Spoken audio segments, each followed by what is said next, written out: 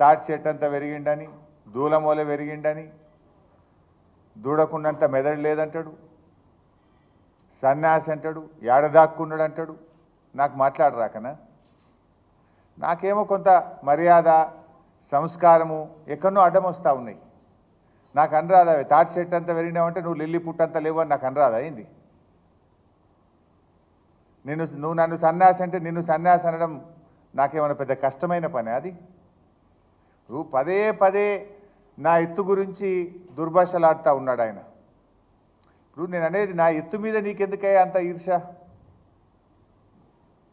ఇప్పుడు మనం ఎంత ఎత్తు పెరగాలనో మన చేతులు ఉంటుందా? దేవుడిచ్చిన సృష్టి అది.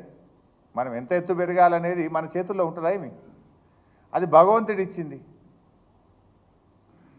నువ్వు ఎంతసేపు నా మీద ఏదో అసూయ పడుతున్నట్టు నువ్వు హరీష్ అంత ఎత్తు పెరగలేదని ఇప్పటికి ఒక 20 సార్లు మాట్లాడితివి. ఏదో పోనీలే పోనీలే ఎందుకు పట్టించుకోవాలని నేను అనుకుంటున్నా.